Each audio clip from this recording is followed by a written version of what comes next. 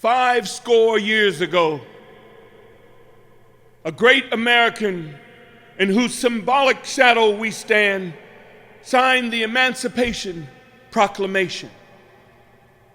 This momentous decree came as a great beacon light of hope to millions of Negroes who had been seared in the flames of withering injustice. It came as a joyous daybreak to end a long night of captivity. But 100 years later, we must face the tragic fact that the Negro is still not free. 100 years later, the life of the Negro is still sadly crippled by the manacles of segregation and the chains of discrimination. 100 years later, the Negro lives on a lonely island of poverty in the midst of a vast ocean of material prosperity. 100 years later, the Negro is still languished in the corners of an American society and finds himself an exile in his own land. So we have come here today to dramatize this appalling condition. In a sense, we have come to our nation's capital to cash a check. When the architects of our great republic wrote the magnificent words of the Constitution and the Declaration of Independence, they were signing a promissory note to which every American was to fall heir. This note was a promise that all men would be guaranteed the unalienable rights of liberty and pursuit of happiness. It is obvious today that America has defaulted on this promissory note insofar as her citizens of color are concerned. So instead of honoring this sacred obligation, America has given the Negro people a bad check. A check which has come back marked insufficient funds. But we refuse to believe that the Bank of Justice is bankrupt. We refuse to believe that there are insufficient funds in the great vaults of opportunity in this nation. So we have come here today to cash this check. A check that will give us upon demand the riches of freedom and the security of justice. We have also come to this hallowed spot to remind America of the fierce urgency of now. This is no time to engage in the luxury of cooling off or to take the tranquilizing drug of gradualism. Now is the time to make real the promises of democracy. Now is the time to rise from the dark and desolate valley of segregation to the sunlit paths of racial justice. Now is the time to open the doors of opportunity to all God's children. Now is the time to lift our nation from the quicksands of racial injustice to the solid rock of brotherhood. It would be fatal for the nation to overlook the urgency of the moment and to underestimate the determination of the Negro. This sweltering summer of the Negro's legitimate discontent will not pass until there's an invigorating autumn of freedom and equality. 1963 is not an end, but a beginning. Those who had hoped that the Negro would need to blow off steam and will now be content and return to business as usual. There will neither be rest nor tranquility in America until the Negro is granted his citizenship rights. The whirlwinds of revolt will continue to shake the foundations of our nation until the bright day of justice emerges. But there is something I must say to my people who stand on the warm threshold which leads into the palace of justice. In the process of gaining our rightful place, we must not be guilty of wrongful deeds.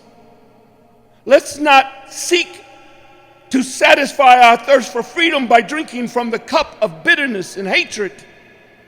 We must forever conduct our struggle on the high plane of dignity and discipline.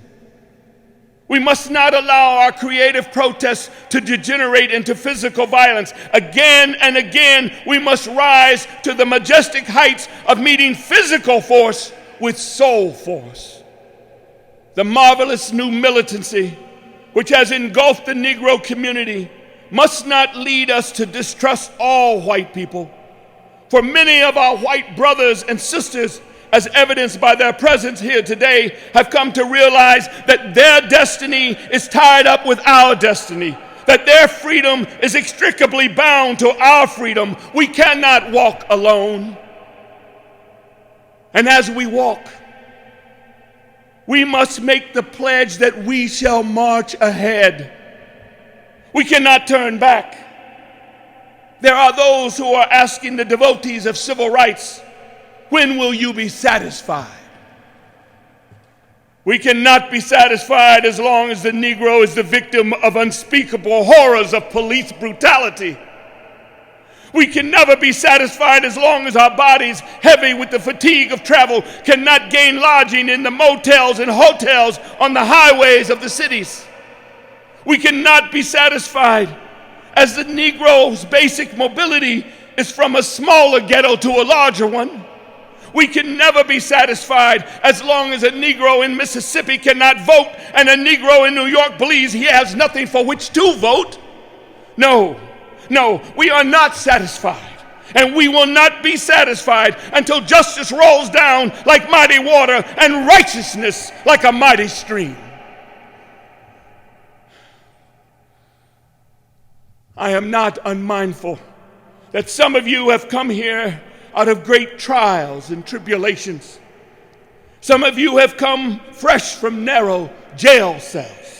Some of you have come from areas where your quest for freedom left you battered by the storms of persecution and staggered by the winds of police brutality.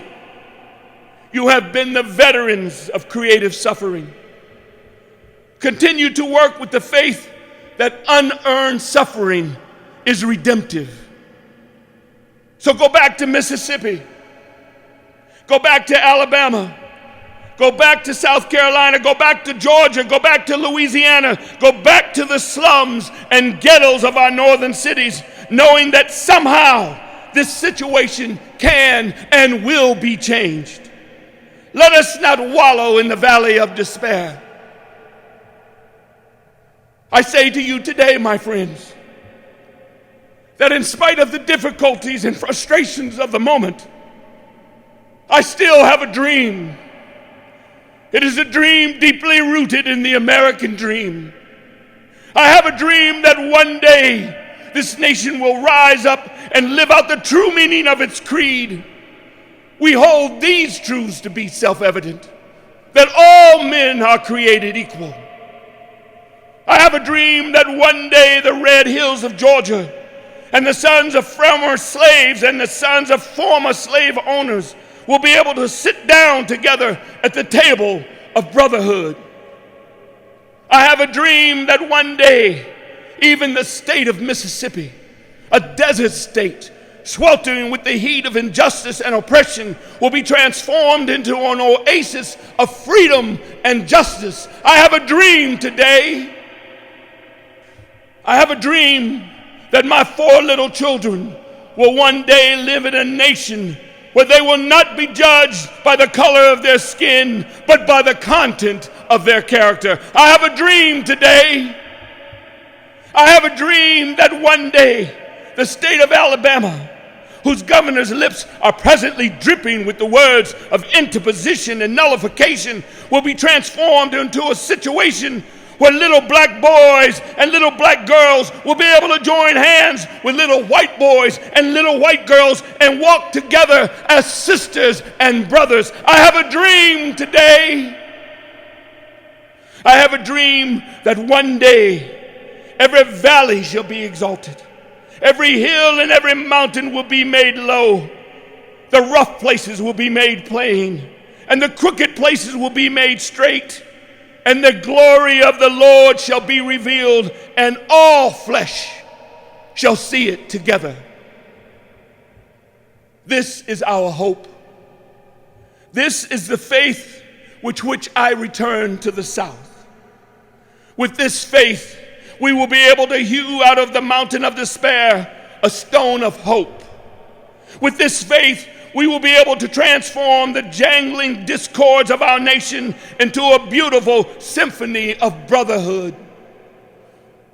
With this faith, we will be able to work together, to pray together, to struggle together, to go to jail together, to stand up for freedom together, knowing that we will be free one day.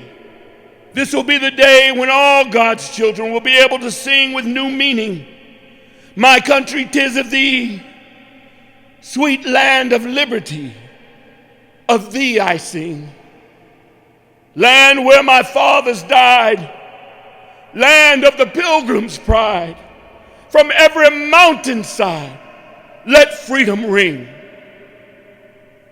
And if America is to be a great nation, this must become true.